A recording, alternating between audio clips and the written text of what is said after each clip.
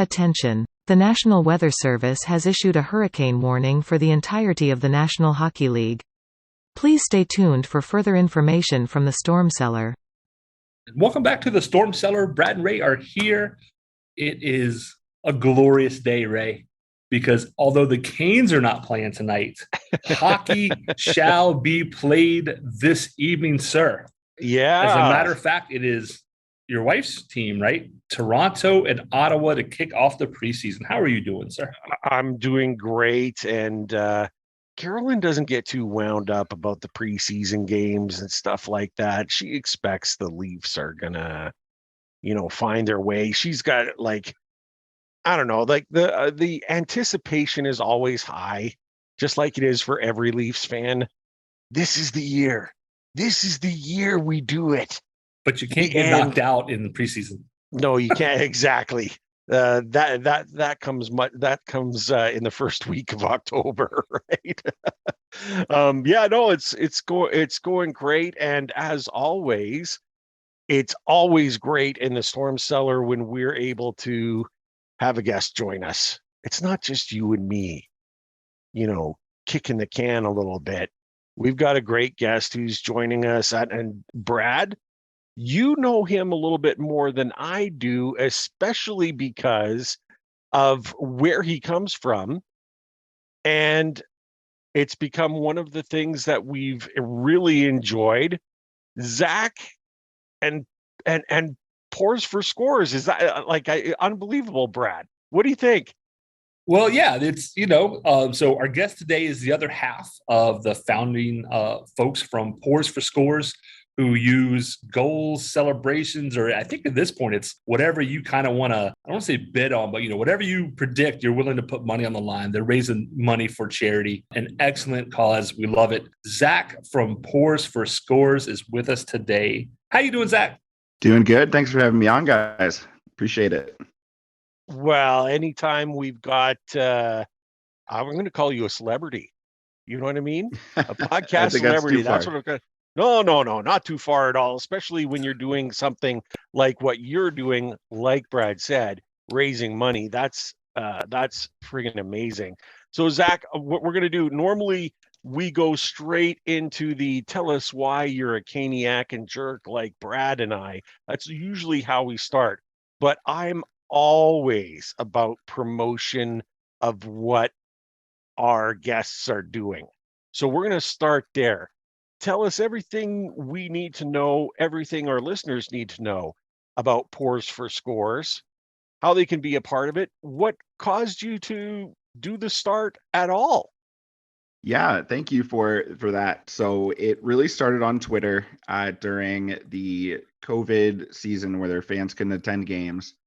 Everyone was out on Twitter where a lot of these people have season tickets and, normally would be there.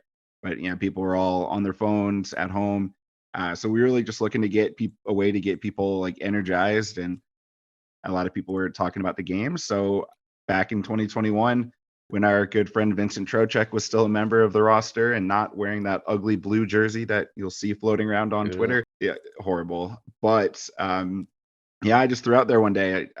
He hadn't scored in a couple games, so I was like, hey, if he scores tonight, I'll shotgun a beer.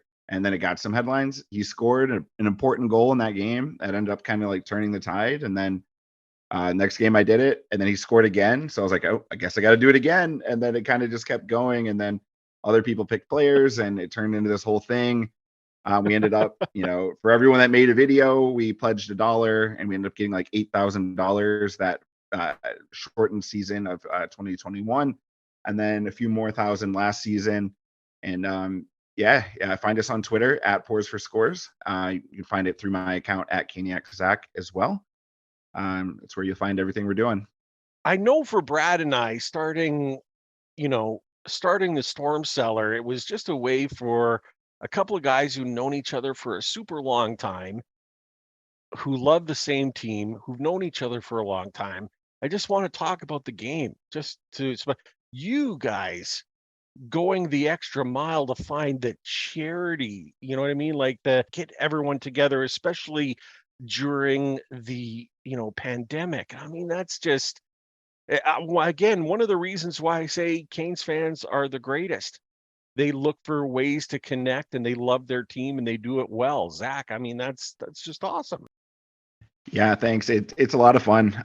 Just kind of giving people that other avenue, because ideally you go to the games if you can, but you got folks like you guys that are not local, can't go to every game. So trying to find ways for those fans to feel like a part of the fan base, as opposed to just watching the game at home and then turning the game off and going to bed. But here you can like interact and like really like feel like you're a part of it. So that's really what got us to start that whole thing.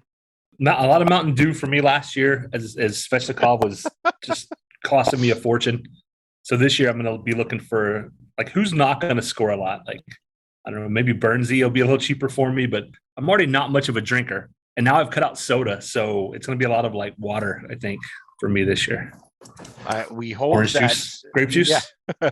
Well, no, I like hurricanes that stir up a lot of water. I hope you get lots of water as well. I mean, I don't want to say waterlogged or overrun, but that would be fantastic. Zach, now we need to know, did you grow up a Hurricane fan?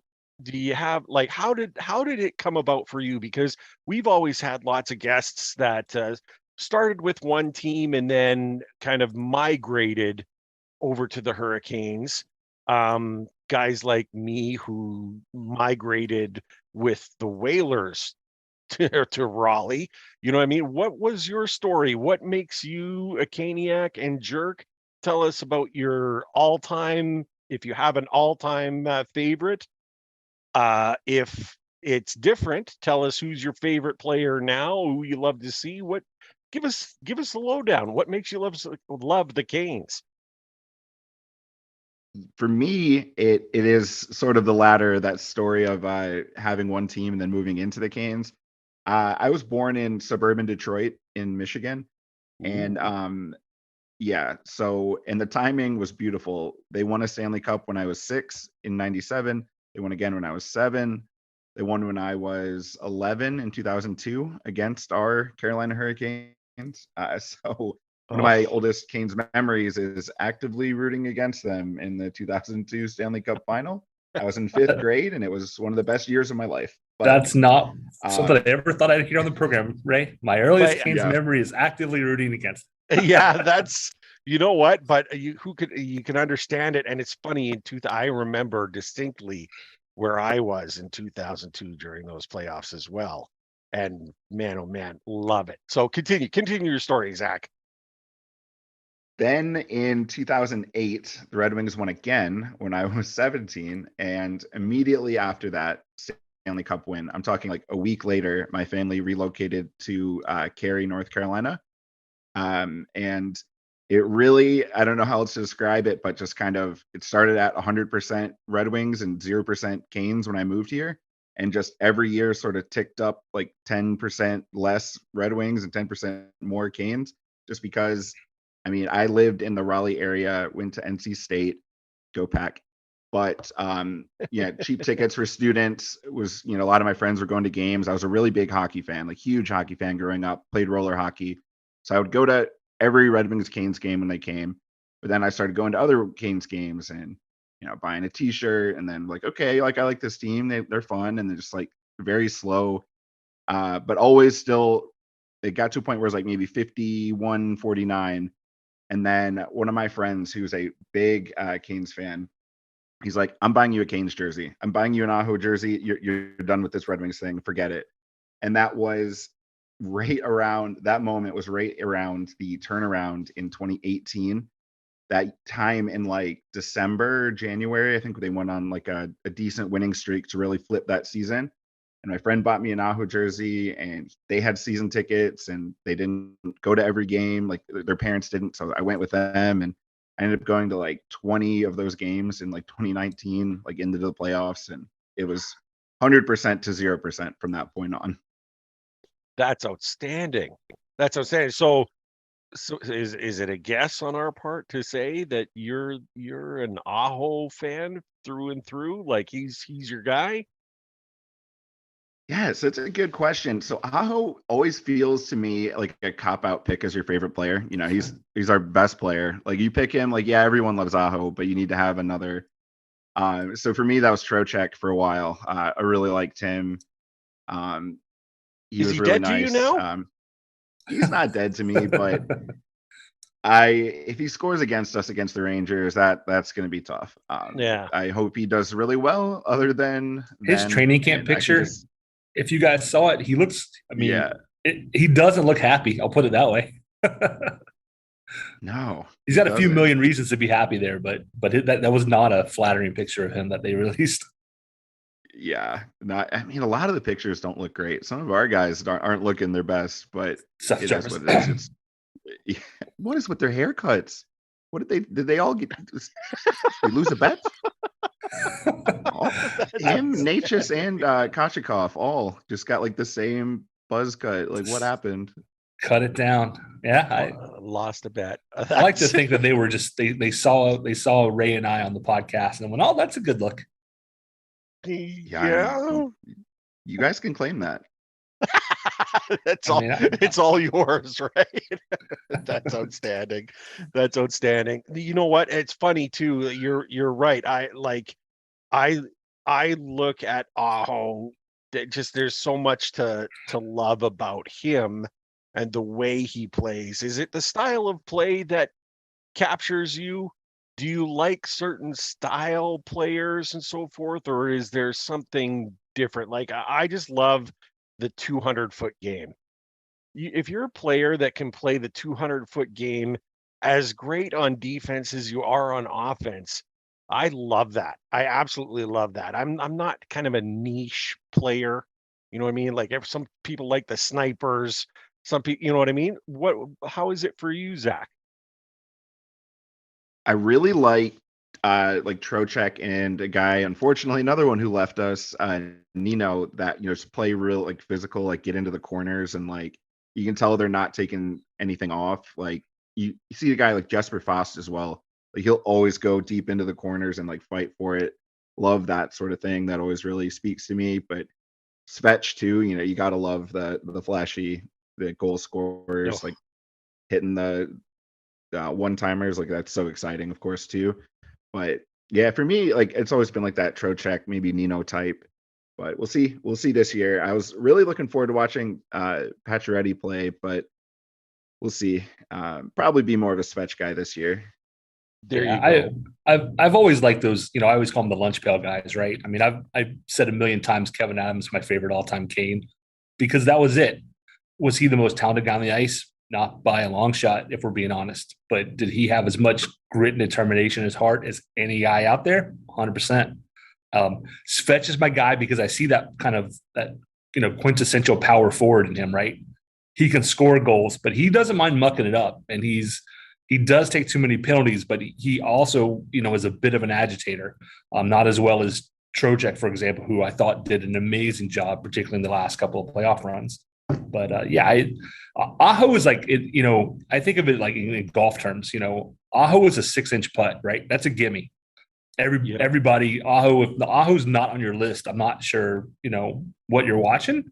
And so I always kind of tell people like, oh, Svetch is my guy, and because Aho's like both of you've already said, it's such an easy low hanging fruit kind of pick. I'm like, I think everybody like how do you not like Aho, right? With the Christmas elf thing that he did, and he's just like the nicest guy.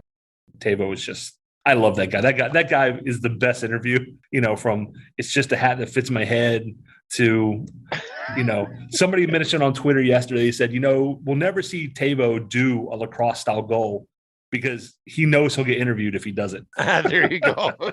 Oh my gosh, his worst nightmare. He'd be like, oh gosh, no. And then I know they'll call me over. I can't do that. Yeah, keep your head down. Just keep distributing the puck to the other people and let them have the excitement of the interviews after the fact. It was the one thing that disappoints me and makes me actually cheer for Aho more is the fact that he is the guy that's lumped in when everyone says, yeah, the Canes are great, but they don't have any superstars. What? I don't. that has never, it ticks me off, and he's fine with that. I think that's the other thing. He's fine. You go ahead and continue minimizing me.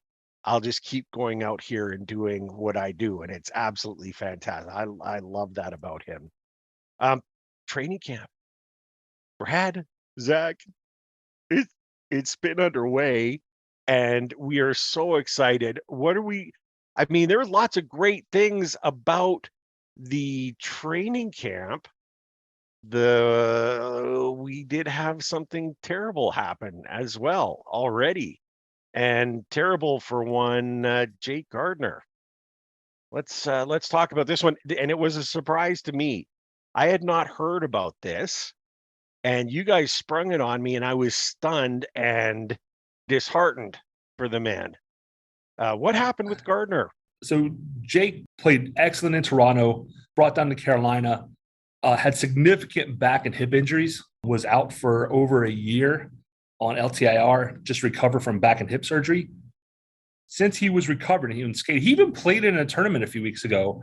And the whole time Waddell said he's going to be in camp. Like, I don't think they could buy him out. There was a lot of speculation. I think in the end, that wasn't an option because of the way that the rules work. But Waddell's like, he's going to be in camp. Like, we want to see him succeed. And then out of the blue, it's like he's hurt, and we don't, it seems like he's going back on LTIR, which is terrible for Jake. I think that there was potential there for, if he was healthy to have another, maybe he could get back to that Toronto style of play and really be that power play 2 guy. But you can't risk it for one if you can help it. Zach found the actual quote. I'll let Zach go with it. But the only good news that comes out of Jake being injured is that frees up the space that we were over signing Natchez and Bear, right? So the cap is no longer an issue. But yeah, go ahead, Zach. Yeah, and signing Stastny too. I guess that kind of came in late. But the quote from Brindamore was, he had a setback and is just not healthy enough to do it. Unfortunately, he's had a lot of surgeries, and we know he's been nicked up. But what doesn't come across in that is what I've heard is the tone of it was very much somber, in a way that Brindamore seems to be having more information that he's probably not going to be back with the team this year or potentially in the future. It seems like with the injury history he's had, this might be, unfortunately, maybe the end of the road at a professional level for him. So yeah, I feel bad, but at the same time, Jake, as much as he wants to play, he's not he's not a very old guy, right? I think he's still in his late 20s, early 30s. Like he's not that old as I recall. He's got a long life. Like, if back and hip problems at his age are going to follow him for the next 50 years. He needs to take care of what he needs to do day to day. It stinks that he won't be back playing hockey, it sounds like, but at some point you got to back burner that, unfortunately. And I think we've reached that point of his career. I can't foresee him coming back after 2 years off in a row on LTIR. And the thing here now is and you and I, Brad, and I'm sure many hosts of podcasts and fans alike spend a lot of time talking about the situation that was created with Gardiner on the D line in training camp. It was going to be, intense, lots of people after the same few spots, 2-3 spots that are available. And now, I was going to say, it was pretty intense knowing that there were so many people who had a shot at those kind of 3 spots, 5, 6, 7 type thing, to stay on with the team. Now that Gardiner is kind of out of the mix, that competition becomes a little more intense, doesn't it? Like, I thought it was pretty intense before, but now that you consider it, when Gardiner is taken out, it gets tougher, doesn't it?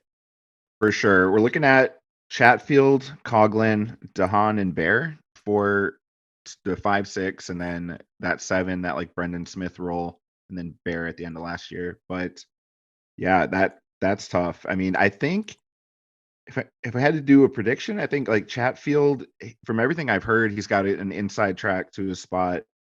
Coughlin seems to be as well. I know it's training camp. I know, but they said he was taking some power play time, which is interesting. Wow. I didn't really know that was part of his game, but good to see on like the second power play unit. But again, training camp for sure. I understand. Yeah. But could be, a potential positive indicator for him.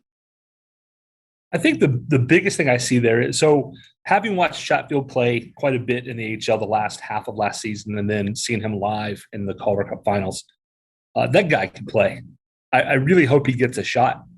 The rumor is that Bear might be headed to Vancouver, that Vancouver at least has interest. I think that makes a lot of sense financially for the Canes, unless they feel the Bear can be the Bear of the first half of last year and step in. Hopefully there's not a lot of bad blood there. I mean, they did go to arbitration. They ended up avoiding that by getting him a one-way deal, so he can't be set down without clearing waivers. And even if he does, why bother? Because you're still paying him an NHL salary. So I feel like, as much as I hate it, I think Bear maybe is the odd person out here if I'm looking at those five guys. The big advantage that Haan has is I think he's the only lefty that's left out of those five. I think the other four are all right-handed shots. So, right. And so that's what you're looking. You typically try and pair a left-handed guy with a right-handed guy. That's how our top two pairs are. It's normally how you would do your third pair. Doesn't mean that guys don't play their offside, but it is something to consider. That's, I think, why I think maybe they knew about Gardiner before they released anything. I think that's why Haan is here on the PTO, is they saw something that said, we need to bring in a left-handed shot to at least give him a look. I don't know, so I wonder if Haan has a little bit of an edge because of that left-handedness. But yeah, it's how it's going to shake out is going to be, like I said, I think Bear is going to get moved. It's a lot of salary on a one-way deal when you have people like, I think, that can play. The big thing would be who's going to quarterback power play 2 if it's not Bear. What my question is, and I'll pose it to, what I've been thinking about, I'll pose it to both of you, is if the way Haan left the last time is now water under the bridge, or if there's something there. Is there anything there, or is that all water under the bridge and now we're back to a clean slate? Because really, and it's, whether it's fans, whether it's players as well and stuff like that, it was, how do we say this, kind of fugly the way he ended up leaving, and the thoughts and processes and stuff. Is he here? What do you guys think? Is it water under the bridge? I think probably it is. It's really on him. I think for the most part, we kind of did him wrong, unfortunately. Like, he signed a big deal to come here, and then we shipped him out after one season. That's not the best way to handle a free agency signing. So if he's able to overcome that, I'm not sure how many other options he's got right now. So I think it'll be okay. He does. I mean, like Brad was saying, he has a pretty good route to some playing time here, with being the only lefty other than Slavin and Brady Shea. He's got a nice route to some playing time. So I think if he can, I think he'll be fine. He's an adult. He's a mature man. He'll be fine, I hope. But I don't think the drama will really continue. I don't know. It always could, but I would lean probably not. Yeah, I agree 100%. I can't find the quote I looked for earlier, but he did tell a media outlet that, yes, he was mad when he left. Some of that's being young. It was the first real kind of big free agent signing of the new era for the Hurricanes. And basically his quote was like, yeah, I was upset. I was young. I've gotten older. It's part of the game. I realized that. He kind of admitted that, that he was probably a little bit of a hothead when, the funny tweet where somebody said, hey, Haan might be available. And he was like, absolutely not, from 2019. I mean, 3 years ago, but I think Zach nailed it. I think his options are limited. It's this or go get, quote unquote, a real job.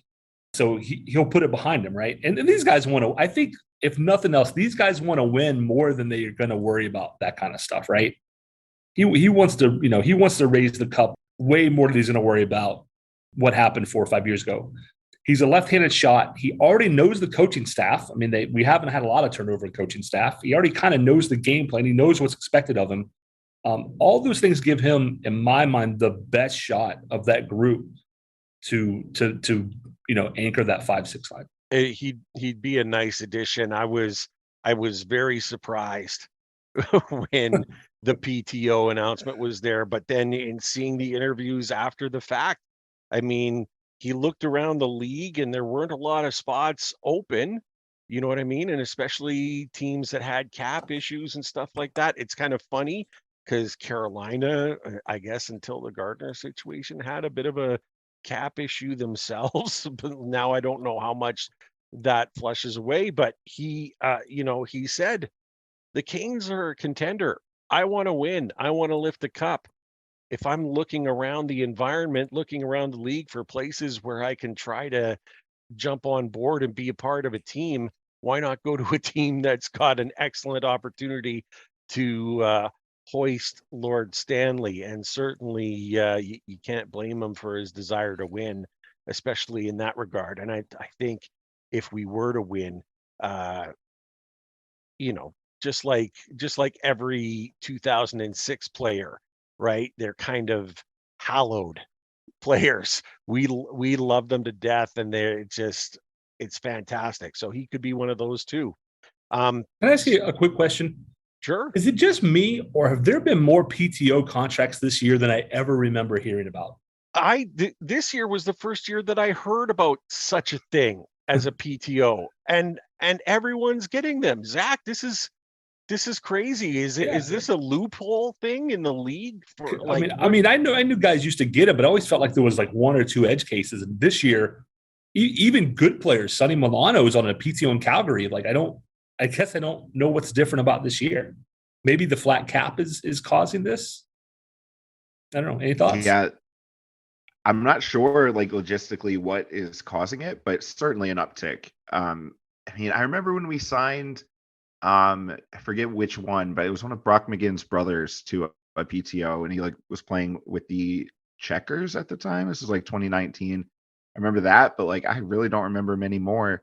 But like you're mentioning, like Sonny Milano, we saw on Twitter, Victor Rask is apparently on one with the Blue Jackets. Who knew? Like these things are crazy. They're everywhere. Yeah, Eric Stahl's on one with Stahl's Florida. on one right with his brother. Right. It just hit me because as we were talking about, I'm like, PTOs have always existed. I always felt like you'd have a team and you'd have maybe like a veteran who's come back from injury or something. You want to give them a PTO, just see if they can play. But this year, there's so many guys who I can't believe don't have spots, Sonny Milano, on PTOs. And I'm like, this doesn't make sense to me. I'm glad to know I'm not alone and I just haven't been sleeping through the last couple of years. Yeah, no, I will admit, the PTOs just didn't register with me at all. Training camp, and you just get a PTO to sign. I always assumed that they were already kind of signed in some way, shape, or form. It was not a walk-on type situation. You know what I mean? And there it is. Guys, I'm gonna circle back. I kind of jumped ahead of ourselves. This is why we're not a professional broadcast. Our pay is commensurate with our experience, right? Exactly. Yeah. I want to circle back to Gardiner, and it's still in this frame. We're circling back the LTIR, Gardiner now in that situation.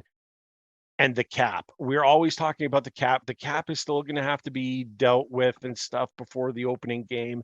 So all of it fits in. And Brad, I know that you are the kind of number cruncher between the two of us. You have a little bit better grasp of the LTIR and how it'll all work. Let's throw it out there. The cap situation quickly, LTIR, because it's so complicated that you almost have to. I feel like you need to be a lawyer to really understand all the intricacies. The short-ish version is, assuming they put Jake on LTIR, that gets us above the cap, right? We don't have to worry, I think, about the Natchez signing. Zach mentioned Stastny.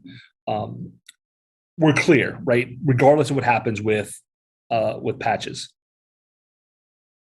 The money you can spend on, so LTIR doesn't eliminate, like, it doesn't change your cap hit. Your cap hit is still what it is. The league, everybody's a cap hit. LTIR simply means we're increasing that by, X amount of money based upon who's not going to play so that you can fill in for them while they're injured, which in our case, you need to spend to that cap from opening night, as I recall, in order to maximize the benefit. So if they were going to add somebody on, I had originally said you need to wait several episodes ago. And after some more research and talking to some folks, it's like, if we wanted to have the maximum benefit, we need to spend now. I don't think they're going to do that. I know that Waddell did say he was going to put Pacioretty on LTIR for the whole year and pull a Kucherov, but I don't think he meant that he wasn't going to put him on LTIR.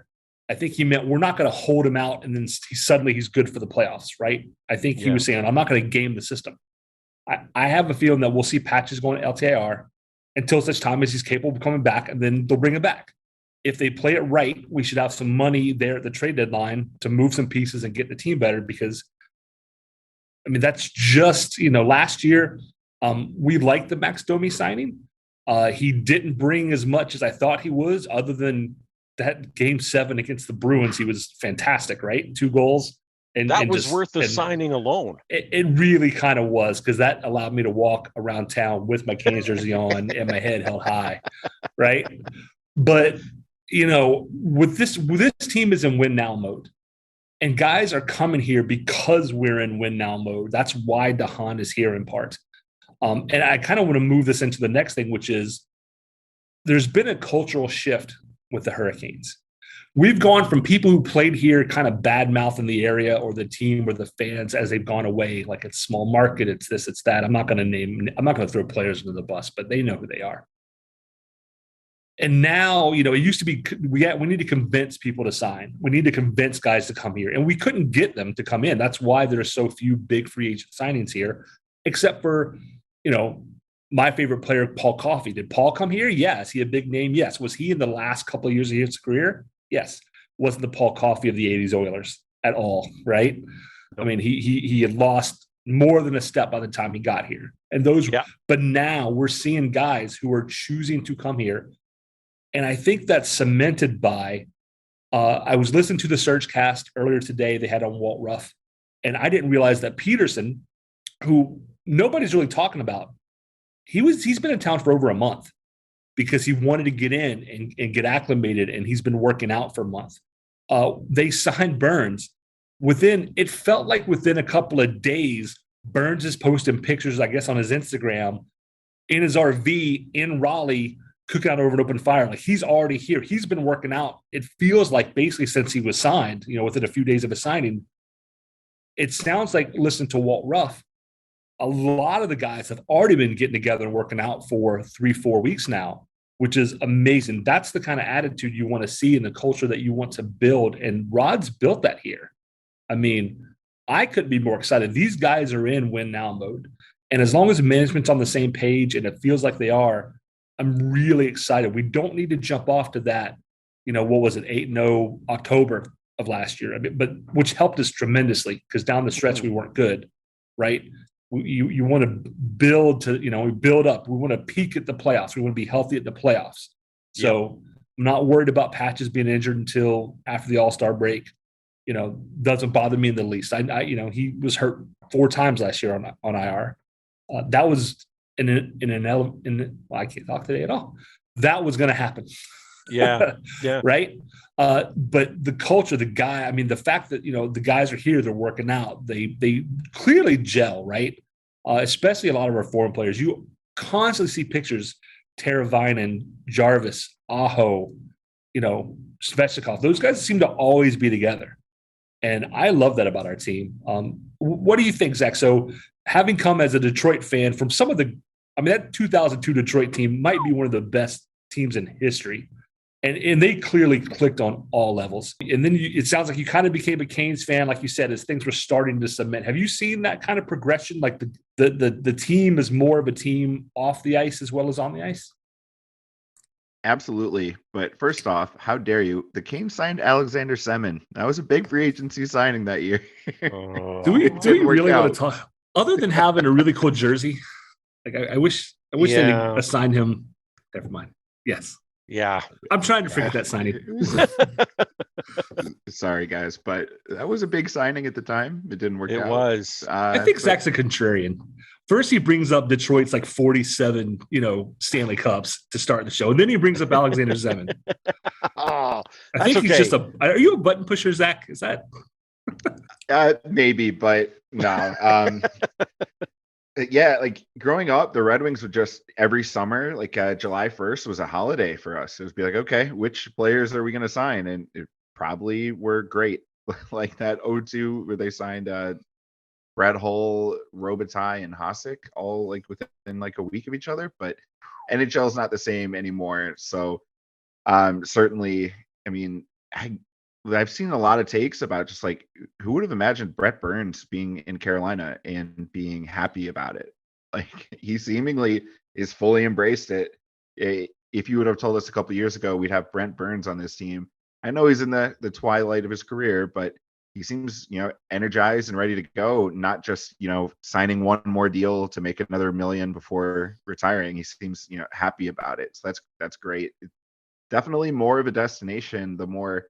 And it really comes down to Brind'Amour, right? Like his reputation is so strong. Like everyone, they think Carolina immediately are like, oh yeah, Brind'Amour, great guy, great coach. And that's like immediately what they say. When you bring a new guy on, like if you watch these interviews this summer with like Stastny and Pacioretty, that's like the first thing they're saying. It's just like, oh, I know Brind'Amour. I know he's a great coach. That's like the first thing. So, I mean, he's been so big for us. Like the success, of course, but just Brind'Amour and like changing the whole franchise as he's taken over the head coaching reins has really kind of flipped that culture. And it's a destination now where he's seeing other players are seeing people come to Carolina and have success. And it's great. It's an excellent thing for us. Yeah. And you hit on a great point. We talk about Rod the player. We even talk about Rod the coach.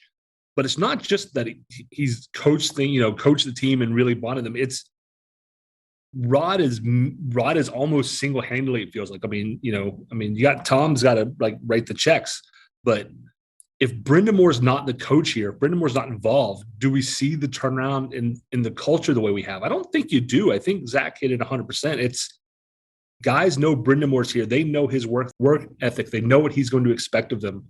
I saw, was it the Flyers coach yesterday? Somebody was out there skating with his guys right at the end, and I'm like, I'm not surprised. Like, I think coaches who can do those kind of things are going to get the respect of the younger players.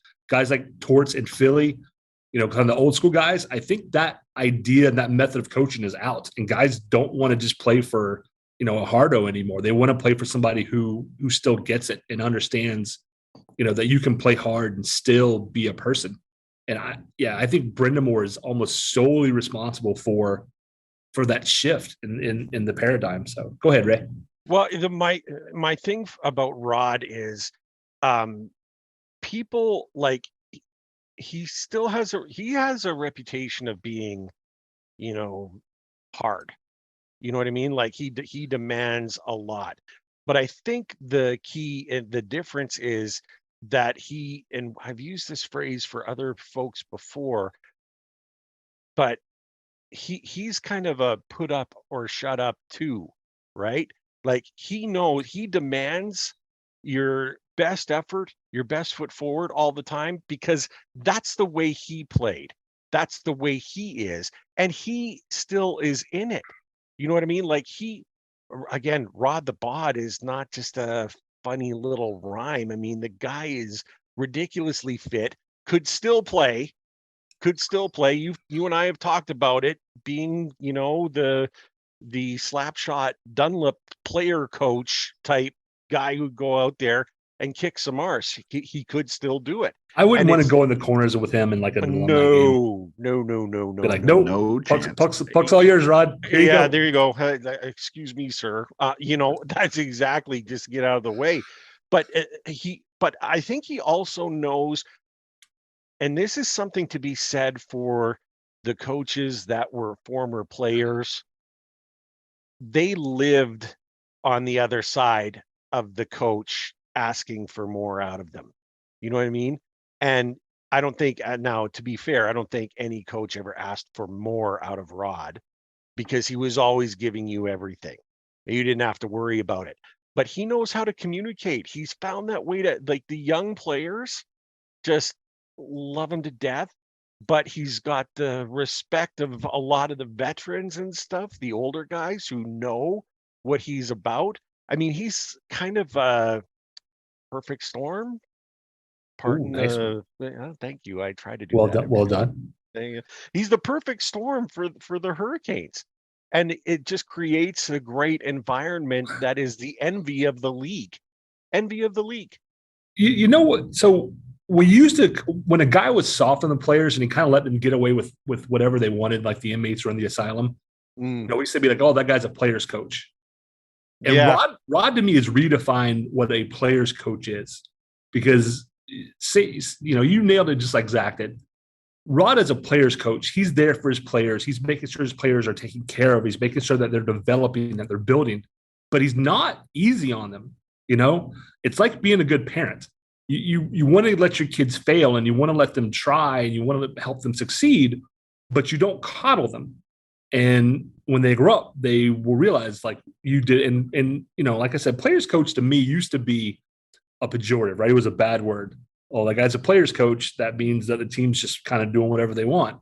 And I think Rod is redefining what that means to be. You don't have to be, I'm going to pick on Torts again. You don't have to yell and scream at guys and throw guys under the bus in the media to get the best out of them. And with the younger generations, that's not going to work. All you're going to do is make them want to leave. And I think we see that. I mean, that's true across society, I think, in general. As society changes, you know, hopefully the NHL will follow, even if it's seemingly 50 years behind sometimes. And I think Rod is the kind of person who instinctively got that and treats those guys that way. He's respectful but demanding, and they get that. But at the same time, he lets them have their fun, right? I don't do Instagram, but I see other people post Instagram stories and stuff. The guys were at the Wolfpack game the other night, you know, having a blast. And Rod gets that that's part of making them good at hockey. Because if they're happy and they bond and they're out there working for each other, that solidifies the team. And Rod gets that hockey is a team game. Thus the reason why I've said many times, I don't think the Oilers will win in a Stanley Cup as long as, you know, they have McDavid and Draisaitl and nothing to go with. And they keep trying to add pieces, but they keep adding these fringe pieces that maybe are great locker room guys. I don't know, but you know, it's not a team effort. It's one line and maybe sort of a goaltender against another team.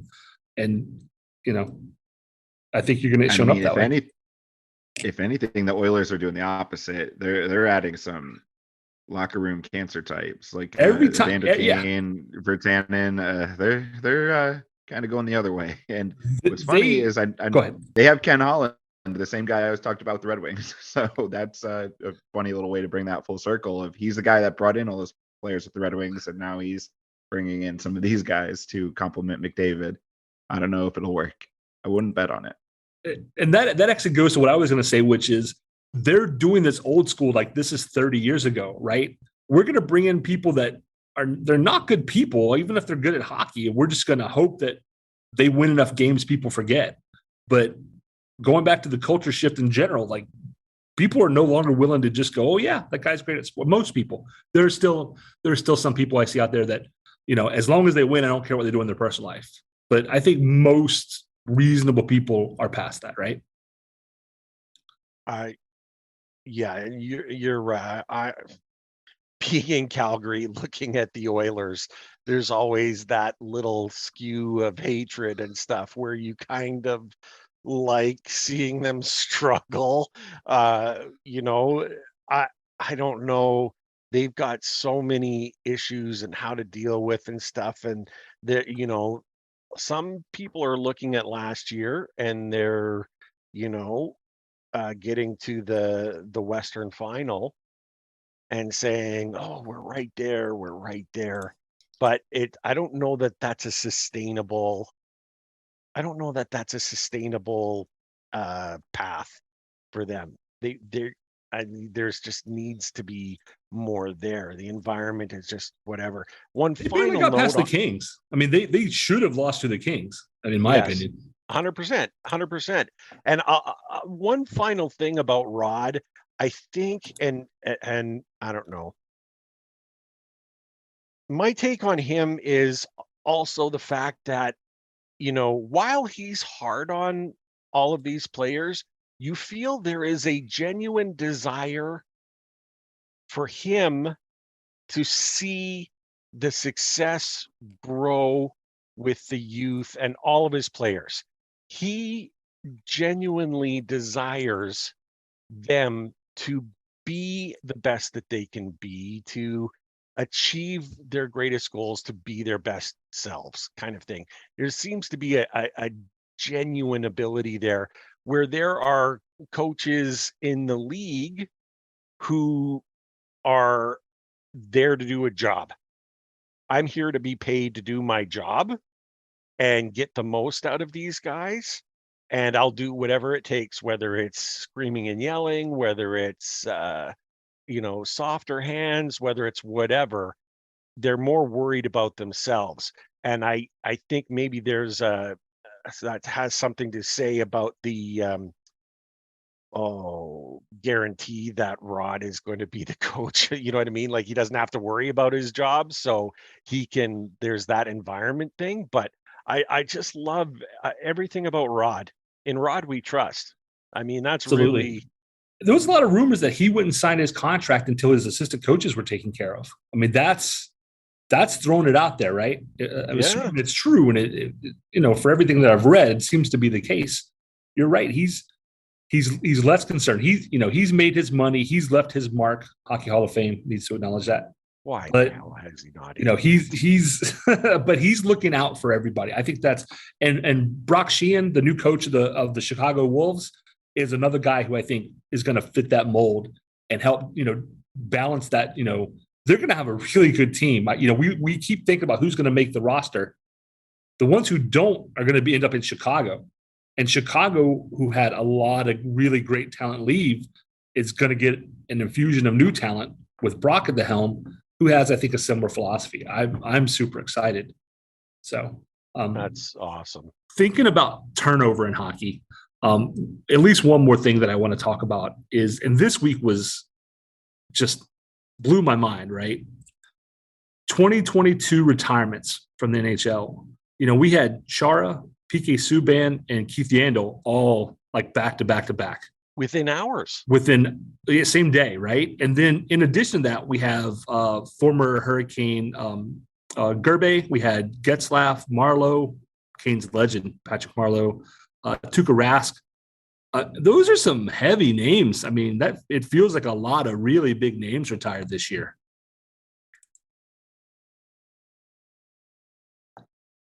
I'll leave that with you, Zach, to weigh in on this. I mean, I gotta say, Chara was. I mean, you knew the time was coming, but it really, I genuinely sad to see him go. For me, I don't know about you, Zach. What do you think? Chara has just been in the NHL forever. Like, I used to collect hockey cards growing up, and like I remember when he was on like the Islanders, right? Like he was. That's where I think it was where he started. Yeah. Yeah, I think like his like rookie card was on like the fisherman jersey. I could be wrong, but it was like right in that era of the Islanders. And that's so crazy. That jersey was so hated, and now it's like nostalgic. It's been that long to the point where like they fought to get rid of it, and now people want to come back. Like that encapsulates how long he's been in the NHL for like there to be an entire flip on like, the opinion of that. But yeah, he's been there so long. Glad he's no longer with the Bruins. Those Bruins years where they took us out of the playoffs back-to-back years, he was a big part of that, shutting Svetch down. And like that slew foot situation, taking Svetch out in the bubble playoffs. But great careers for these guys, and you got to wonder, has Joe Thornton retired? Like, I know he's been like skating with the Sharks, but like not officially. On the roster. He might be another PTO guy, as a matter of fact. Is he? I don't know. You're right. Like there's another guy, great player, ridiculously great career who's been, a mainstay in the league. Like what he was he not on the cover of one of the NHL EA games? I thought he was. I don't think he was NHL, like the EA Sports one. He may be. I've had Or was it the 2K? It might have been a 2K, but I think Joe Thornton wasn't he like the number one pick in like '97? Oh, he's been right. Forever. Wow, that's a long time ago. He is. Right? If there's one guy who looks older than Burnsy, it's Thornton. Yeah, no question. I mean, the 2/3 of a ZZ Top cover band right there. Right. I would pay to see that. I would pay if they would do the ZZ Top thing, but do like hockey songs. I would go see that. That would be outstanding. No question. No question. Oh my goodness. I just you know what? I was much like Coach Rod in the just straight respect for Chara. You always saw in the handshakes afterwards, Rod took extra time shaking Chara's hand. And there was like a kind of a begrudging respect there. Is that what we call that? I don't know. It was whatever. I felt the same way about him.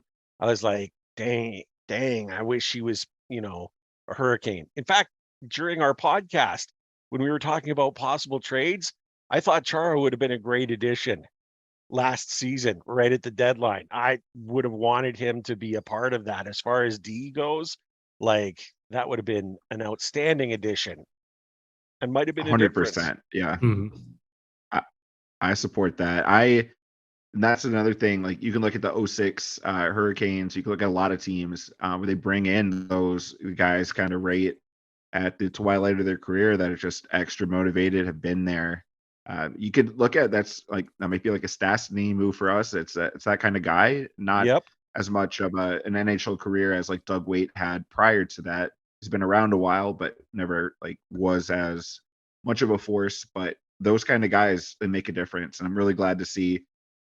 For the past couple of years, we've really kind of shied away from making those moves, but good to see the tide turning a little, and you might see something like that at the deadline this year. If we do have any cap left, who knows? Cap is a figment of the imagination. Who knows if we'll have any? Absolutely. And I just want to say real quick, just before we fully move off retirements, PK Subban, who, I was the first one to call him like Mr. Slewfoot, right? Especially toward the end of his career. I think he just got kind of lazy.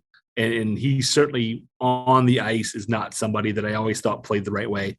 But off the ice, that guy has done so much for bringing in minorities into hockey and, urban youth into hockey and doing so many things to expand the sport of hockey and for people in general. He's definitely going to move into a broadcasting role. I can't wait to see it. I used to like listen to his when he was mic'd up for All-Star games and things. Oh yeah. Like I said, on the ice, I there were a lot of things I didn't like about his game, but as a person, I always thought that he just did so many extracurriculars, especially when it comes to kids and expanding the game of hockey and really doing a lot for people. That I just wanted to point that out, that whatever you think of me off the ice, I'm on the ice, a great person off the ice, a la, a Brad Marchand, for example, that, somebody that you just really, really genuinely dislike when they play, but off the ice, totally different person. Best of luck to him as well. Yeah. With ESPN getting the NHL deal, if I were them, pay him whatever he wants. He's your guy, have him be your color commentator, have him run some segments on ESPN. Bring him in for sure. Yeah, when he's already kind of done that every now and again. He's always like when he's been out of the playoffs and stuff, when they bring in their, between period guests and stuff like that and analysts to talk about, he's had a spot there and testing the water or whatever.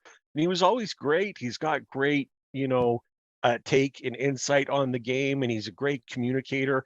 Absolutely fantastic. I'll say this, the people of Montreal will never forget his contributions. I believe the exact number is $8 million for a hospital for children. Yeah. Unbelievable. This is Like, one it's example just too. That's incredible. philanthropic. See, Philanthropic. That's that the I can word I was say. looking for. See, I can say that. I can't say little words. I can say big ones. It's a I big mean, word. he was just, Nice. yeah, he's just incredible, and I've got tons of respect for him and what he's done in the game outside of the slew foots. I was always like, dude, what are you doing? Like, slew foot, come on, you're better than that kind of thing, right? Even when he played for the team that shall not be named. I guess so. We've got all of the retirements and stuff. I guess on a scale of 1 to 10, Zach, what's your excitement for that first Canes broadcasting and the first Canes game coming up here on Tuesday? For sure, 10. I'm so excited. There one name that hasn't come up at all, Drury. I'm so excited to see him get some action. A lot of talk about him taking that fourth center spot. Can't wait. I hope he gets a lot of preseason playing time. If I were Rod, I would get him out there as much as I can. Really looking forward to seeing him and some of these other younger guys, newer guys coming in. Can't wait to see what we get out of Kasha. Don't know his game super well. I'm so excited. Brad?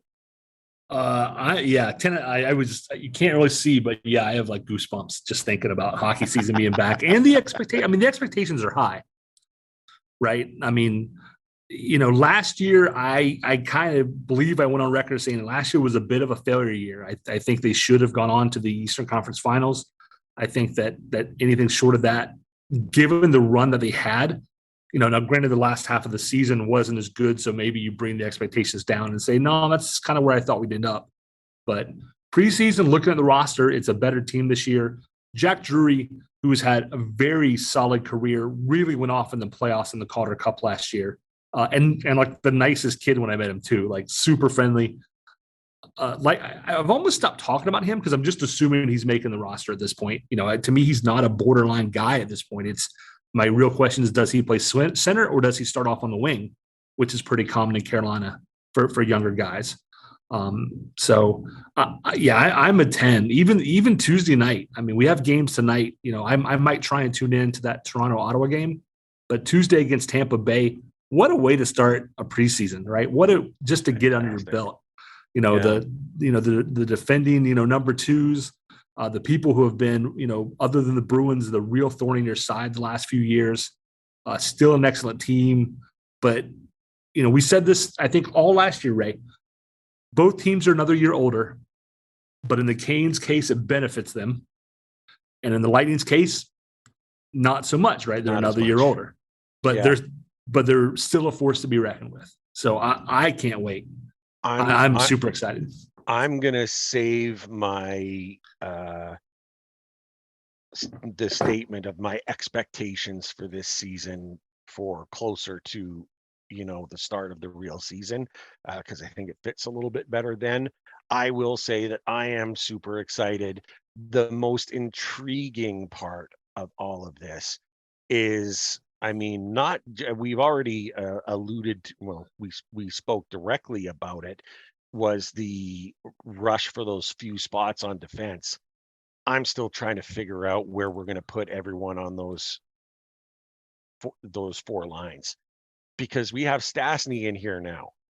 And where does all of we've got Drury, who's great and ready for his shot. We can look at Seth Jarvis and what does he do in his, sophomore, his rookie season was through the roof. What's he up to in this second season? Is it a sophomore slump or whatever? Like, there's so many great stories in this team that you can't help but be a 10 for the training camp. When you look at the mix and stuff like that, it's just an overflowing amount of talent and difficult decisions for this organization to get to the opening night. a good problem to have, right? Yeah. I mean, we had some lean years where going into training camp, you knew who was making the roster because they were simply the best, 20, 23 guys that you had. Yeah. And that's not true anymore. I'm still wondering how the lines are going to shake out, especially once Patches comes back, because, you have potentially 7 guys who should be in top 6 roles. Is Nate just going to play center? Is he going to play wing? Are they going to, how's that? Those are the fun things, right? So I'm with you. I'm not setting predictions just yet because I do want to see how things shake out. But expectations, I think, should be high. I think it's reasonable if you have, if you expect a deep playoff run this year. I think that is a very reasonable expectation going into the season with the players in the roster that we're going to have. Yeah, and the other thing is not just right now we could probably sit down and predict the opening night roster, maybe not the lines, and be pretty close, but the competition. A lot of these guys, our fourth liners, somebody like Martinook, just throwing a name out, may just sit on it knowing he's got a spot. But right now, with bringing in some of these guys, he's got to work, and it's going to get everybody ready to start. It's having that real competition for some of these last lines to push these guys, and no one's spot safe. I mean, obviously the top few guys for sure, but when you get down in the forward group and the defensive group, a lot of position battles. Those spots aren't guaranteed for some of these guys, so it's going to really keep everyone motivated to start the year. Love it. Yeah, healthy. Just get into the playoffs healthy. That's the name of the game, and we'll have plenty of experienced call-ups from Chicago. So regardless of what the opening night roster necessarily looks like, the guys who don't make it, are going to be in Chicago most likely. And I mean, if it's a Haan or somebody, that may not be true, but otherwise we have a well to dig from if we need to. So I can't wait, and I'm so excited. It's going to be awesome. It's going to be awesome. Brad, we've had a great program. We've talked about, we've covered so much. And the reason why it's great, once again, Zach joining us from Pours for Scores. Zach, I want to get you to promote your program once more. Throw it out there. Tell where people can find you and what you're all about once more, because you know what? You made the Storm Cellar better. Let's try to direct some traffic your way. Awesome. Thanks, Ray. So yeah, check us out on Twitter. So we are just a group that organizes donation drives, engagement through social media. So check us out on Twitter at Pours for Scores. You can find details on my profile as well at Caniac Zach. I'm always kind of talking about Canes, and yeah, that's where we'll find the information on Pours for Scores as we get ready to start off the season. We'll certainly post those in our link when we post this episode as well. So, but thank you. I love I love the idea. I love kind of how it came about with the Trocheck thing. And I mean, I think it's, in general, more good in this world, right? People willing to give up. And we'll have to have Zach on again, because we didn't even get into Zach's memorabilia collection, which is like puck collection and stuff. No. We'll have to have Zach back, or maybe we can get Zach and Mary on the same show sometime. And then we'll have both halves of Pour for Scores. Maybe if you guys reach a milestone in fundraising or something, donations or something, maybe we can have you on. We can, because you hit 8 the first year, which is amazing. So I don't know if what's coming, what big numbers coming up next, but yeah, maybe we can do that and help spread the word to bring some donations in too. So yeah, I would love to do it. Thanks, guys. Awesome. We're happy to have you back. Thank you so much. Brad, we've covered everything, right? We've talked about it all. We're getting excited. We're jacked up. Is there anything really left to say? Go Canes. Go Canes. Thank you everyone for tuning in. Ray and I greatly appreciate your support in helping us produce an informative and fun podcast. As always, we'd like to say that we believe hockey is for everyone. Whether you're a Caniac or a bunch of jerks, doesn't matter, as we're just a couple of jerks anyway. We would love to hear your questions, comments, and suggestions. We will do our best to answer anything hockey related. You You can reach us via email at stormcellar97@gmail.com. On Twitter, we are at stormcellar97, and on Facebook at facebook.com/stormcellar97.